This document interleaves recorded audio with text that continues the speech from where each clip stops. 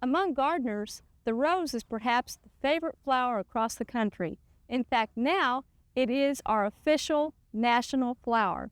Now, roses come in many, many shapes and sizes, as you're probably aware, but all of them take some thought before planting, and most of them take lots of care after planting. Now, these first two that I want to show you are some more of the carefree type of roses. These are called landscape roses. They look sort of like our multiflora rose, but they don't get that wild. The variety is called the Maitland series, and they were sent to us this summer to try here in the garden. We planted these earlier this winter, and they'll only get about 2.5 to 3 feet tall ultimately. Should be free flowering all summer and not require much care, and should be somewhat resistant to black spot. Now, on ahead of them is a miniature rose. If you don't have much space in your garden, you can grow this kind of rose. Now, they have very, very thin, tender foliage, and so they can be more prone to spider mite problems, especially in late summer. However, if you give them plenty of care, perhaps a regular overhead watering, and don't let them get heat stressed, they should be fine. Now, all of these roses I have just recently mulched with sawdust, just a thin coating, and it'll be coming in a few weeks with a heavier layer of some chipped up bark when we get that chore done in our garden. You really must mulch roses in Oklahoma for them to grow well. If they're on bare soil, you'll be scratching the surface all summer, fighting weeds, and that will disrupt their root growth. Also, the soil temperatures under the mulch can get far too warm, and this is when roses start to run into problems in late summer.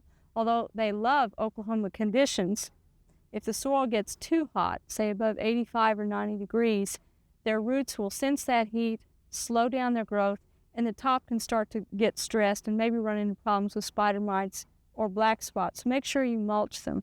Now, sawdust is an okay material, however, it does tend to cake over, but it's what we had available right now. The ideal material would be either shredded cypress mulch or shredded pine mulch because it's woody, it stays in place, does not blow around, and will keep the roses clean if rain does splash on them. And that's another advantage of having any kind of mulch around them, in that if the rain splashes on the bare soil, you get mud flecked up on the foliage, and that's when some of your disease problems can start. The same conditions can arise in tomatoes if you're out in the vegetable garden. Now, some other mulch materials that you might want to consider using are newspapers. They're rather unsightly though, so you'll need to put an organic mulch on top of them, but they will help keep weeds down. You can use black plastic. Just make sure you poke in a lot of holes to allow air movement out and water movement in, but they will keep the weeds down, especially if Bermuda grass is a serious problem for you. An alternative to that is some landscape fabric. You can buy a roll of that at most garden centers, a 3-foot by 50-foot long roll for maybe around $3 or $4, and it would probably easily cover this whole area and keep weeds down, but give you lots of oxygen movement into the soil. Well, among roses, there are some that need some care all summer long. Now, those landscape roses I showed you earlier don't need much more care than watering, maybe an early summer feeding, and that's about it. This one needs a little bit more care. This is a pleasure variety. It was a 1991 All-America Selections winner, and we've had this in the garden since last summer. And it is a floribunda type, and we visited rose gardens in the past and gone over the basic kinds of roses, but it might be a good time to give an overview. A floribunda is one step removed from, say, those landscape roses, in that it has many, many flowers all over it. Another step up from that are the grandiflora types that will have a group of 2 or 3 on a cluster and fairly large flowered. And then you have the hybrid tea roses, and those are the ones that we will disbud and look for nice long stems and big flowers on. And I'll show you one of those in a few moments.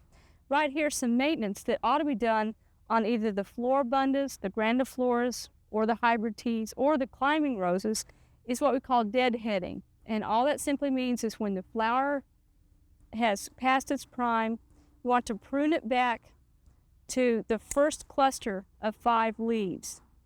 And right here is a good example of a 5-leaf cluster of leaves.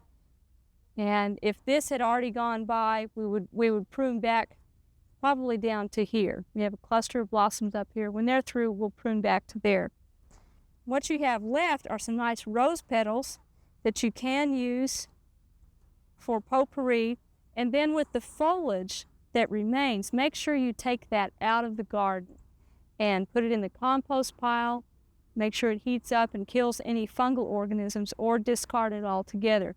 Certainly don't leave that to just fall down on the ground next to your roses, because that will invite disease attack.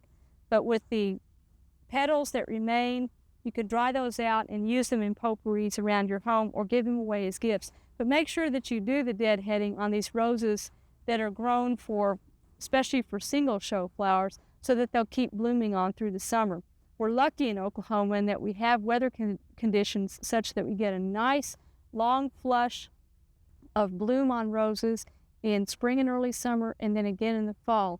In some parts of the country, way up north for instance, they hope for one flush of bloom, usually around the middle of July, and that's it. So we're very lucky here. Now, so far as feeding roses, the best time to do it is in the spring, usually during the month of May.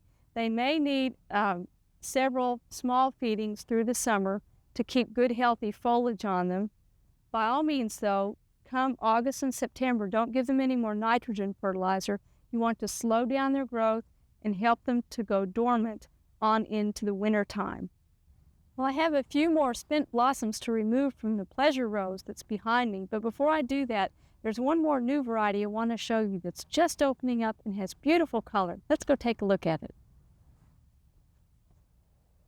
Here's a beautiful rose that was sent to us to try this summer. We don't know much about it yet other than the name. It's called Sheer Elegance.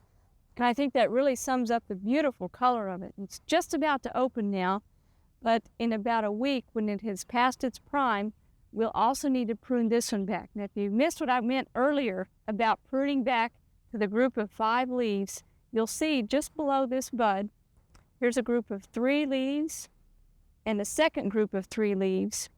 And then down here is a group of 5 leaves. And that's what you'll need to prune just above or just below into the next group to make sure that you get a good strong bud coming back to give you another bloom.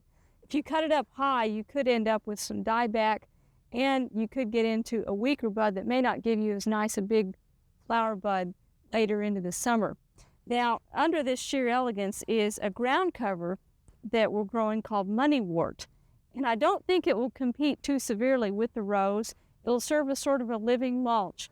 We won't have the problems with it dying back or decomposing like with some of the bark mulches or leaf mulches. And it looks nice, gives us a nice green color here in our studio. Well, consider planting roses in your yard. It's a little late this season, but if you find some that are growing in containers, you could still plant some. But do remember that to have this much beauty in your home landscape, it will require a little work and some care on your part. We hope you've enjoyed this classic from the Oklahoma Gardening Vault. Remember, even though these tips and techniques are timeless, there's always something new to learn in the world of gardening. By subscribing to both Oklahoma Gardening and OK Gardening Classics, you'll have access to a wealth of gardening knowledge, both classic and contemporary.